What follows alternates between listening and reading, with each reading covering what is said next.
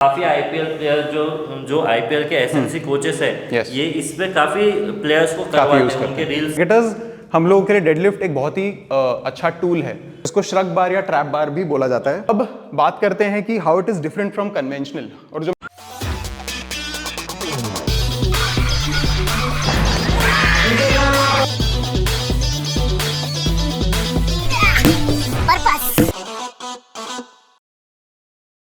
Hello guys, एक बार फिर से स्वागत है आपका अपने चैनल पे क्रिकेट और भाई आशीष राठी पे। और आज हमारे साथ मौजूद है राहुल नायर सर, जो कि एक एसएनसी कोच है और साथ में क्रिकेटर भी है, फास्ट बॉलर है। और उनको जो अप्लाई करना है एक फास्ट बॉलर को, क्रिकेटर को जिम में क्या अप्लाई करना है और जिम को क्रिकेटर से कैसे जोड़ना है, वो बहुत अच्छा नॉलेज है। इनके जिम में मौजूद है। आज जिम का नाम ये आप पढ़ सकते हैं, एजेंट मसल है। और सबसे पहले तो स्वागत है आपका हमारे चैनल पे। Thank you. और आज अपन जानेंगे ये ट्रैप बार के बारे में। जनरली आपने देखा गया होगा काफी आईपीएल प्लेयर जो आईपीएल के एसएनसी कोचेस है, ये इस पे काफी प्लेयर्स को करवाते हैं, उनके रील्स काफी वायरल होते हैं। ये बहुत सारे बार देखा है और पर्सनली मैंने इस पे कभी नहीं किया है, ना ही मेरे जिम में जो मेरा जिम सेटअप है पर्सनल, वो उस पे भी ये चीज कभी मैंने मतलब खरीदी भी नहीं है। तो आज मैं जानूंगा कि ये नॉर्मल बार में और इसमें क्या डिफरेंस है, हमारे दर्शकों को भी जानने का ये उत्सुकता है। Sure. Firstly thank you Ashish for having me. इससे पहले कि मैं कन्वेंशनल डेडलिफ्ट या ट्रैप बार, इसका हेक्स बार भी नाम है, इसके बारे में बात करूं। डेडलिफ्ट किया क्यों जाता है? वो एक कंपाउंड मूवमेंट है, बहुत सारे मसल्स एक साथ वर्क हो जाते हैं।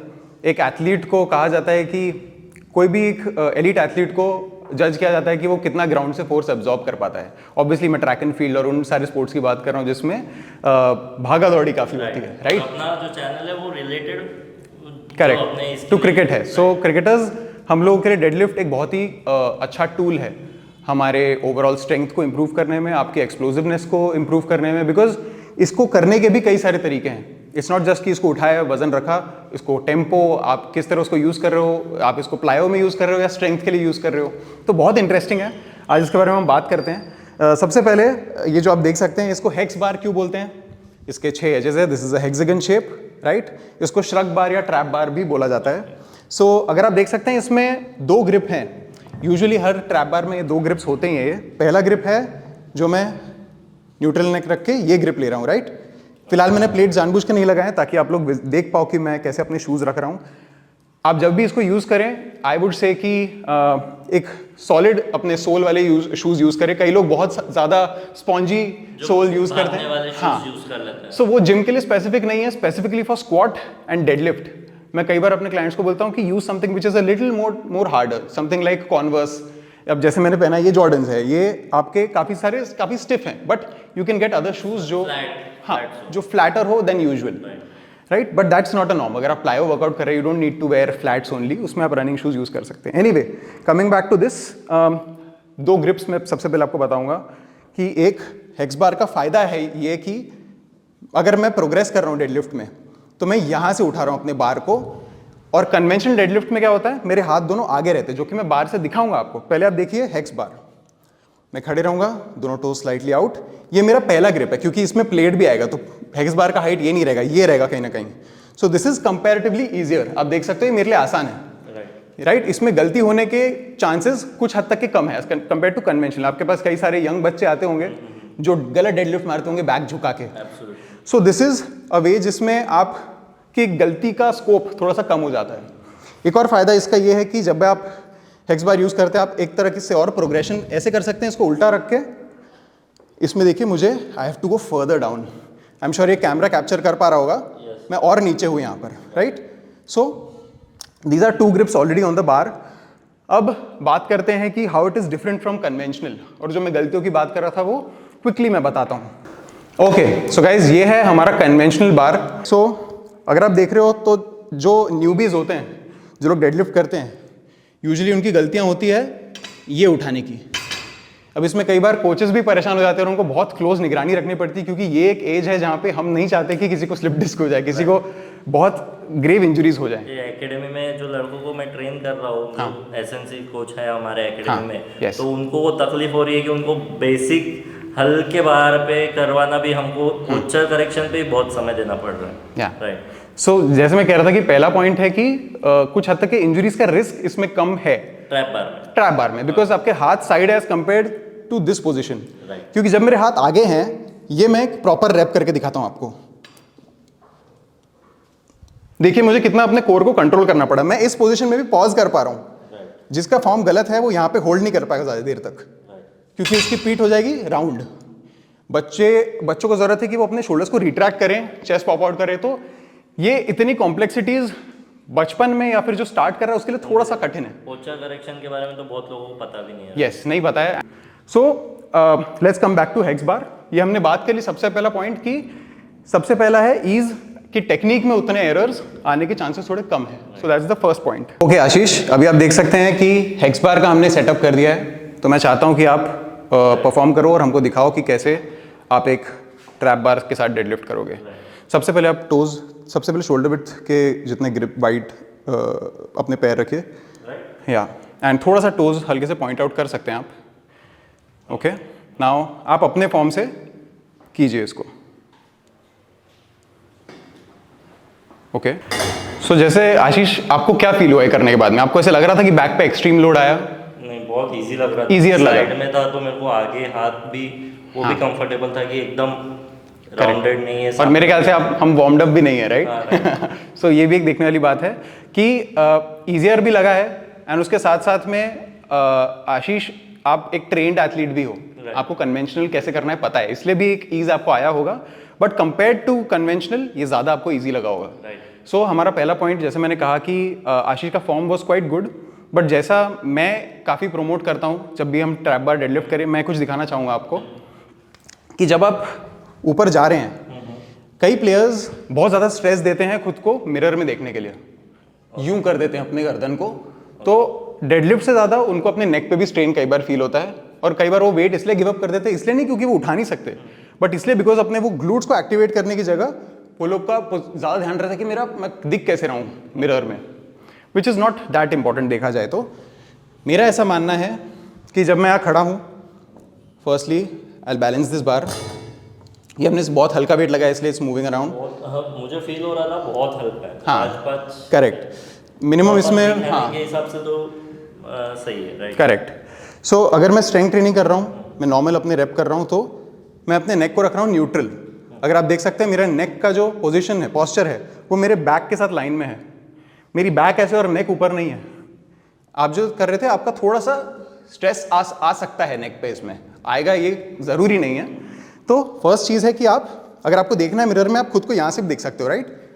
तो आप कह सकते हो कि आप कुछ हद तक अपना चिन टक इन कर रहे हो, but still you can look forward. So मैं कुछ इस तरह करना चाहूँगा ट्रैप बार डेडलिफ्ट। देखिए मैं नीचे जा रहा हूँ, तो ये एक्सरसाइज पोस्टीरियर चेन के लिए है। पोस्टीरियर चेन मतलब हमारे शरीर के जो भी पीछे आता है, ग्लूट्स हो गए, हमारे हैम्स हो गए, काव्स हो गए, इस पे फील करते हुए उठाना है। मसल्स को एक्टिवेट कीजिए। यहीं से उठाने से पहले मेरे मसल्स एक्टिवेटेड है, and then as a cricketer मुझे जमीन से फोर्सेस एब्जॉर्ब करना है, तो मैं यूज करूंगा अपने लोअर बॉडी को। सो मैं खड़े रहूंगा कुछ इस तरह। डिफरेंस है, ठीक है? सो अब मैं बात करता हूं जरा और इसके बारे में। हमारा एक पॉइंट तो प्रूव हो गया कि it is much easier to do. Technique के मामले में आपके लिए बहुत ज्यादा हेक्टिक नहीं है। दूसरा है कि इसको यूज काफी तरीके से कर सकते हैं हम लोग। इसको हम जानने में काफी उत्सुकता है मुझे, क्योंकि ये वीडियो तो लाइक एक बेसिक लेमैन के लिए, जैसे नए एमेच्योर क्रिकेटर्स के लिए जरूरी था। अब जो बताने वाले हैं वो थोड़े से प्रोफेशनल्स के लिए, जिन्होंने ये बेसिक कर चुके हैं लाइफ में। अब मैं वो पॉइंट निकालता हूँ जो आपने स्टार्टिंग में कहा कि आईपीएल प्लेयर्स काफ़ी करते हुए दिखते हैं, रील्स काफ़ी वायरल होती हैं, तो हम लोग भी जान लेते हैं क्यों होती है और क्यों करते हैं प्लेयर्स इतना।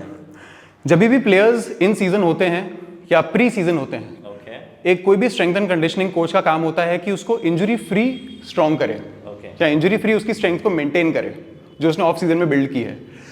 इसमें क्या होता है कि इसमें नंबर 1, मुझे कन्वेंशनल जितना नीचे नहीं जाना पड़ रहा। नंबर 2, जरूरी तो नहीं है कि आईपीएल प्लेयर है तो उसका फॉर्म 100% सही होगा।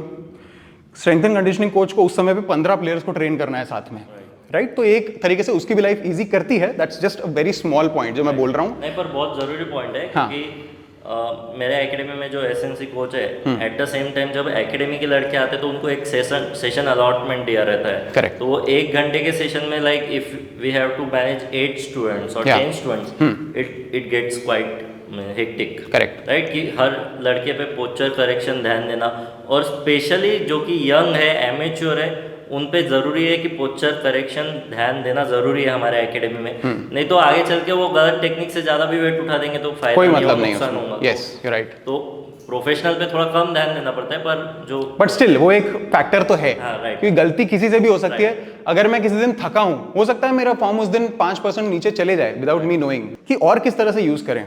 अब स्ट्रेंथ ट्रेनिंग जब होती है तो 2 तरह के मूवमेंट्स होते हैं उसमें। हम जानते होंगे कॉन्सेंट्रिक और इसेंट्रिक। अगर मैं बाइसेप कर्ल कर रहा हूँ, ये हो गया कॉन्सेंट्रिक, नीचे जा रहा है, ये हो गया इसेंट्रिक।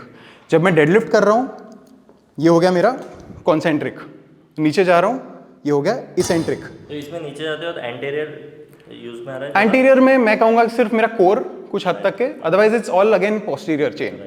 ठीक है, जो दर्शकों को एंटीरियर और पोस्टीरियर के बारे में नहीं पता, उनके उस स्पेसिफिक वीडियो भी जल्दी अपलोड होने वाला है चैनल पे। यस। सो आप लोगों ने देखा होगा कि इन ही रील्स में कई बार एक एलिवेशन पे रखा हुआ रहता है, इसको ब्लॉक डेडलिफ्ट बोलिए आप उसको। तो अगर मैं यहाँ पे झुकाऊं, वो ऑलरेडी यहाँ रखा हुआ होगा। तो हो रहा क्या है उसमें कि मेरा एक तो रेप का रेंज जो है, I am able to pull more weight, और मैं अपने मसल के कॉन्ट्रैक्शन पे फोकस कर पा रहा हूँ। अच्छा। तो अगर मैं उसको यहाँ से भी उठा रहा हूँ तो मैं कोई हाफ रेप करके कोई इंफीरियर ट्रेनिंग नहीं कर रहा हूँ, क्योंकि मैंने फुल रेंज ऑफ मोशन तो ऑफ सीजन में तैयारी कर ली है। अब मेरा काम है कि मुझे सिर्फ स्ट्रेंथ मेंटेन करना है। तो ये एक क्वाड्रिसेप्स पे ज्यादा वर्क हो रहा है। क्वाड्रिसेप्स वैसे भी वर्क हो रहा है, अगर आप जमीन से भी उठा रहे हो या फिर आप एलिवेटेड भी कर रहे हो, दोनों पे क्वाड्स वर्क हो रहे हैं। पर इसमें बस ये है कि उस हद तक का लोड नहीं आ रहा है जो आपको जमीन से हर बार उठाना पड़े, तो लोड कुछ हद तक मिनिमाइज हो रहा है, and at the same time आप मसल्स को कॉन्ट्रैक्ट भी कर पा रहे हो। राइट, सो ये एक चीज हो गई। दूसरा, आप लोगों ने देखा होगा कि कई बार एथलीट्स इसको लेकर जंप भी करते हैं, वो भी मैं आपको एक बार डेमोन्स्ट्रेट करता हूं। राइट, इसमें क्या हुआ है, इस सेम वेट को हमने स्ट्रेंथ में भी यूज कर लिया, हमने उसको इन सीजन वाला भी एक वेरिएशन में बता दिया, और एक प्लायोमेट्रिक का भी वेरिएशन बता दिया। अब ये लोअर बॉडी प्लायोमेट्रिक में आता है। हाँ, सो कैसा होता है कि ट्रैप बार आप जब इसको यूज कर रहे हो, आपके जो मसल्स एंगेज हो रहे हैं वो तो सेम ही है तीनों वेरिएशन में, बट आपका जो आउटपुट जो आप चाहते हो उस ट्रेनिंग सेशन से वो डिफर हो रहा है। सो ये जो मैंने जंप किया एक्सप्लोसिवनेस, वो मेरे एक्सप्लोसिवनेस के लिए है वो। इट्स अ प्लायोमेट्रिक वर्कआउट के अंदर का एक्सरसाइज। तो बेसिकली स्पीड, एक जगह से दूसरी जगह पहुंचने की जो स्पीड है वो भी इसमें करेक्ट वर्क हो रही है। सो गाइज, ये सारे तरीके थे एक ही चीज़ को अलग तरीके से यूज़ करने के। बहुत सारे हमारे आउटपुट एक इक्विपमेंट से निकल सकते हैं, which is why trap bar is one of my favourites to do. All over to you Ashish. Guys, जैसे कि इन्होंने दिखाया काफ़ी चीज़ें हैं। जैसे नॉर्मल बार में क्या होता है कि नॉर्मल बार में अपने को हाथ भी आगे रखने पड़ते हैं, और दूसरी बात कि अपन एक्सप्लोसिव मूवमेंट इतने नहीं कर पाते हैं। तो इसमें बहुत जन एक्सप्लोसिव मूवमेंट करते दिखेंगे आपको, और इसका फ़ायदा जनरली क्रिकेटर्स को तो होता ही है ज़्यादा, क्योंकि we are not just working on strength training, we also need to work on our explosive strength. True that. So उसके लिए भी काफ़ी इम्पोर्टेंट है ये, जो कि अब मैं पर्सनली लेना चाहूँगा, मेरे जिम में भी रखना चाहूँगा। और मैं एक्सप्लोसिव ट्रेनिंग पे भी थोड़ा सा, मेरी स्पीड जो 20 साल में थी वो अब थोड़ी सी मुझे लगता है कि कम हो रही है, and I don't want to lose on that speed. तो वो चीज़ में भी मैं कंटिन्यूसली वर्क मैं थोड़ा सा इंटरजेक्ट करना चाहूँगा। जब भी आप जंप्स वाले वेरिएशन लें, बिल्कुल लाइट लोड रखना, उसको नॉर्मल डेडलिफ्ट जैसे ट्रीट मत करना। ट्रैप बार का एजेंडा उससे काफ़ी अलग है। Please continue. तो ये बस यही कहना चाहता था, यही कंक्लूड करते हैं वीडियो को। थैंक यू सो मच हमसे जुड़ने के लिए राहुल सर। Great meeting. और जल्दी मिलते हैं नेक्स्ट वीडियो में, कोई स्पेसिफिक ऐसे ही क्रिकेट रिगार्डिंग टॉपिक के लिए जल्दी मिलते हैं गाइस। कोई भी क्यूरीज रही आपको कमेंट बॉक्स में डालिए, और इसके कोई और एडवांटेज आपको पता है वो भी कमेंट बॉक्स में डालिए। We are happy to know. And फिलहाल के लिए इतना है, till the next time, love you all.